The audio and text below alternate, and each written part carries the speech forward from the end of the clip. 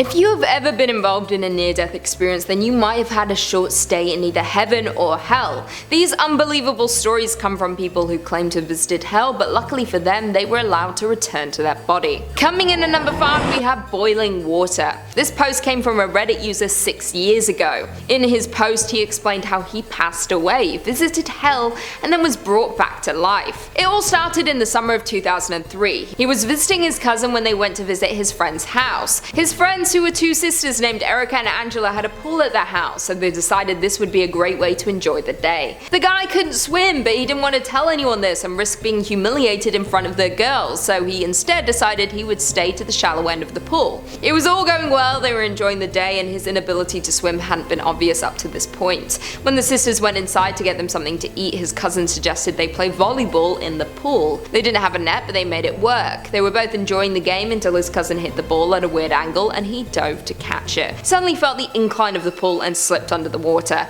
He felt himself fall further and further until he couldn't keep his head above the water. He heard his cousin screaming as he fell under for the last time. He knew his cousin wouldn't be able to pull his weight alone. The next thing he knew, he was sat at what appeared to be a desk in a white room that seemed to be endless. He could hear voices all around him, but none speaking English, so he didn't know what they were saying. Suddenly the desk disappeared and the room went dark. A man appeared before him dressed in a suit with pearly white teeth and an unsettling smile. As he approached him, the guy asked, "Where am I?" The man, still smiling, answered, "Oh, you'll figure that out. Bad luck with the pool, I see." At that moment, the guy realized he was floating in water. It was so still he hadn't even noticed. The man was standing above the water looking down on the guy when he asked, "Am I dead? Are you God?" He explained he was not, he was just going to watch him swim for a while. He realized he suddenly knew how to swim. He felt free and enjoyed it. He was laughing and loving the experience until suddenly the water got hotter. Kept getting hotter and hotter until it was boiling. The man had disappeared, but he could hear him laughing. He said the water was throwing him around as it boiled hotter and hotter. Felt like it went on for years. He was begging for it to stop or for any small relief from the pain. Felt like eons had passed. Suddenly he began to raise higher in the water and felt pain in his chest. He began to cough and felt a surge of water leave his lungs. It was a relief. His vision was blurry and he did not recognize the man standing above him. He thought he was in a new hell until he saw his cousin with tears in his eyes looking over him. He was back.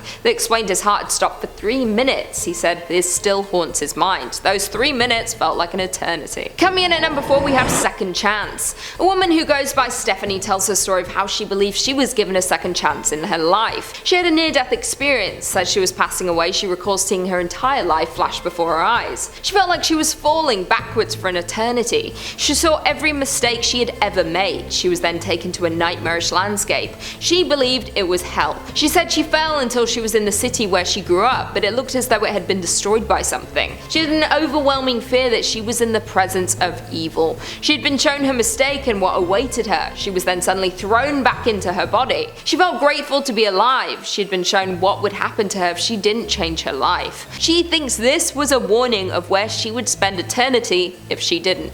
To be honest, I'm going to hell. Coming in at number 3, we have Hellfire. The author of Hope, Stewart, wrote a book about her experience visiting hell. She also explained in her book steps to follow if you never want to experience it yourself. Goes against everything I just said. She claims to have visited hell twice within the space of 2 years. It seems that she believes she was taken there as a way of getting her to teach the world to avoid the experience. She said it happened while she was asleep, like she was being allowed to visit while in a dream state. There was no night or day at a time at all. It was in a time of its own. She said the landscape looked like a million jumbo jets crashed into one place. She said the scene was incredible, beyond anything anyone could imagine. The people there had nowhere to go, they all had to be here. Everyone there was in the same position, wailing and screaming, weeping for help, but none was given. She commented on how everyone there was equal. No one had fancy cars or big houses or money. They all just burned in the same way. She said it was the saddest thing she had ever witnessed. It was heart-wrenching and she would do anything to make sure people don't have to experience this. She now wants to bring awareness to this and to stop anyone from living in a way where they might end up there. In at number 2, we have near-death experience.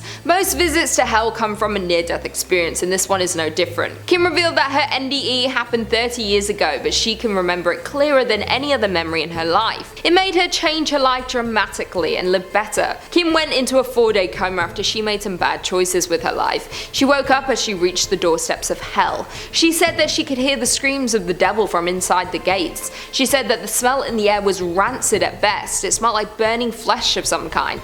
Suddenly she was unable to move. She felt claws and teeth attaching to all parts of her body. The pain was unimaginable, but it wouldn't stop. She couldn't scream or get away. She could see her arms and legs being pulled away, but the experience felt endless. It was as if the pain was on a loop. Her arms would be pulled off again and again. As the suffering went beyond limits, she suddenly came back to life. She was finally resuscitated after 4 days of attempts from the doctors. Many doctors insist that she cannot have experienced what she says, but she'll never forget the pain. And finally, in at number 1, we have Glimpse of Hell. A woman named Jacqueline shared her story of when she thinks she visited hell. She titled it, "I think I've seen a glimpse of hell and I think it saw me too." Creepy. She explained that her day started as normal as any other. She said every day she would ride her bike to visit her father at work. Her mother would tell her to be careful as the road they lived on was known for being dangerous. She had to cross 4 lanes of traffic to get over the road. It didn't bother her, she did it every day. This day when she pulled out to cross the road, everything went black. The last thing she heard was her mother screaming. She always watched from the front porch. She heard the squeak of tires and car horns. She felt a horrible pain down the left side of her body. The next thing she knew, everything went dark and quiet like she was sleeping. Then she woke up, but she wasn't in the world she knew.